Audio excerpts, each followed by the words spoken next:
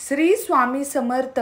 नमस्कार मंडळी. श्री स्वामी कार्यसिद्धी या चॅनलमध्ये तुमच्या सगळ्यांचं खूप मनापासून स्वागत. तुमच्या मनातील सर्व इच्छा पूर्ण होत हीच मी महाराजांच्या चरणी प्रार्थना करते आणि आपल्या आजच्या व्हिडिओला सुरुवात करते. सगळ्यांचा आवडीचा दिवस म्हणजे दत्त जयंती 4 डिसेंबर वार गुरुवार या दिवशी आली आहे आणि या दत्त जयंतीच्या निमित्ताने सगळेजण भरपूर अशा सेवा करत आहेत. त्यातच कोण गुरुचरित्र पारायण करत आहे, कोण 21 दिवसाची श्री स्वामी चरित्र सारामृत या ग्रंथाची पारायण करत आहेत, कोणी 11 दिवसांचं. ज्यांना 21 दिवसांची सेवा जमली नाही ती 11 दिवसांची सेवा करत आहेत. अशा बरेच जण बऱ्याचशा सेवा करत आहेत. पण काही कारणास्तव काही जणांना सेवा करणं जमलं नसेल किंवा गुरुचरित्र पारायण करता येणार नसेल तर त्यांनी 7 दिवसात जर ही एक सेवा केली तर त्यांना त्या गुरुचरित्र पारायण केल्याचं फळ मिळणार आहे. तर ती सेवा कोणती आहे ही मी तुम्हाला थोडक्यात आजच्या व्हिडिओमध्ये सांगणार आहे. त्यासाठी व्हिडिओ हा शेवटपर्यंत नक्की पहा. चॅनलवर नवीन असतात तर चॅनलला सबस्क्राईब करा. शेजारील जे बेल आयकॉन आहे त्याच्यावर प्रेस करा, जेणेकरून इथून पुढचे जे काही नवीन व्हिडिओ येतील त्याचं नोटिफिकेशन नक्कीच तुमच्यापर्यंत पोहोचलं जाईल.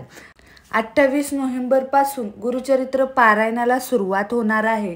बऱ्याच महिला, बरेच पुरुष त्यांच्या घरामध्ये किंवा त्यांच्या जवळपास जे केंद्र असेल, मठ असेल, मंदिर असेल तिथे जाऊन या सेवा करणार आहेत. पण काही जणांचा असा प्रॉब्लेम असतो की त्यांना घरीसुद्धा ते पारायण करता येत नाही किंवा मठात केंद्रात जाऊन सुद्धा पारायण करता येत नाही. त्याचे काय असे नियम आहेत, ते नियम पाळून त्यांना ते पारायण करता येत नसेल तर त्यांच्यासाठी या 7 दिवसांमध्ये ही एक सेवा आहे. बघा, ही सेवा या 7 दिवसातच का करायची तर या 7 दिवसांमध्ये दत्ततत्व इतकं जागृत झालेलं असतं. त्या दत्ततत्वाच्या लहरी इतक्या जागृत झालेल्या असतात त्या आपल्यापर्यंत पोचाव्यात म्हणून आपल्याला या 7 दिवसांमध्ये आपल्याला साक्षात दत्त महाराजांनी दर्शन द्यावं, त्यांची कृपादृष्टी, त्यांचा आशीर्वाद आपल्यावर कायम सदैव राहावा यासाठी आपल्याला या 7 दिवसांमध्ये सेवा करायची असती. मग त्यातली सगळ्यात प्रभावी सेवा ती म्हणजे गुरुचरित्र पारायण. पण जर तुम्हाला गुरुचरित्र पारायण करायला जमत नसेल तर त्यांनी श्री स्वामी चरित्र सारामृताचे 7 पारायण तरी करावी. बघा, तुम्हाला 21 दिवसांची सेवा जमली नसेल, तुम्हाला 11 दिवसांची सेवा जमली नसेल तर तुम्ही 7 दिवसाची तरी श्री स्वामी चरित्र सारामृत याचे 7 पारायण करावी. त्यानंतर बघा, रोज 11 माळी जप श्री स्वामी समर्थ, श्री स्वामी समर्थ, श्री स्वामी समर्थ या नामाच्या तुम्हाला 11 माळी जप करायच्या आहेत. त्याच्यानंतर बघा, दिगंबरा दिगंबरा श्रीपादवल्लभ दिगंबरा, दिगंबरा दिगंबरा श्रीपादवल्लभ दिगंबरा या नामाचा सुद्धा तुम्हाला जप करायचा आहे. त्याच्यानंतर हेच नाम, हे नाम किंवा श्री स्वामी समर्थ महाराजांचं नाम, दत्त महाराजांचं नाम तुमच्या मुखामध्ये अखंड या 7 दिवसांमध्ये आलं पाहिजे. त्यानंतर बघा, तुम्ही दत्तभावनी वाचू शकता. तुम्ही सर्वात महत्त्वाचं म्हणजे सर्वात प्रभावी असं सिद्धमंगलम स्तोत्रम हे तुम्हाला रोज पठण करायचं आहे. गुरुचरित्रामधला 14वा आणि 18वा अध्याय तुम्हाला रोज वाचायचा आहे. 1 श्लोकी गुरुचरित्र आहे. बघा, ते तुम्ही 1 श्लोकी गुरुचरित्र आहे ते तुम्हाला रोज 11 वेळा बोलायचं आहे. त्यानंतर सप्तशती गुरुचरित्र सार त्याचं सुद्धा तुम्ही पारायण करू शकता.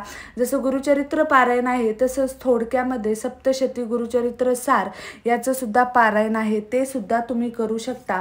तर बघा, ह्यातली तुम्हाला जी सेवा जमेल किंवा या सगळ्या सेवा तुम्हाला घरी बसल्या जमल्या तरी तुम्ही या सेवा करू शकता. बघा, ह्याला गुरुचरित्र पारायणाला जसे नियम आहेत तसे या सेवांना नियम नाहीत. फक्त एकच नियम की मांसाहार करायचा नाही. या 7 दिवसांमध्ये तुम्ही सुद्धा मांसाहार करू नका आणि तुमच्या घरामध्ये सुद्धा मांसाहार होणार नाही याची काळजी तुम्हाला घ्यायची आहे आणि या सेवा करायच्या आहेत. बघा, सेवा कोणतीही असो, जितकी तुम्ही मनोभावे करता, जितकी तुम्ही एकनिष्ठतेने करता, जितकी विश्वासाने करता, ती नक्कीच स्वामी महाराजांपर्यंत, दत्त महाराजांपर्यंत पोचली जाणार आहे. त्यामुळे तुम्ही सेवा कोणतीही करा, फक्त ती मनापासून सेवा करा. तर तुम्हाला आजचा हा माझा व्हिडिओ कसा वाटला मला कमेंट करून नक्की सांगा. जर तुम्हाला हा व्हिडिओ आवडला असेल तर लाईक शेअर करायला विसरू नका, सबस्क्राईब करायला विसरू नका. भेटूया नवीन अशा एका व्हिडिओसोबत. तोपर्यंत श्री स्वामी समर्थ. अवधूत चिंतन. श्री गुरुदेव दत्त.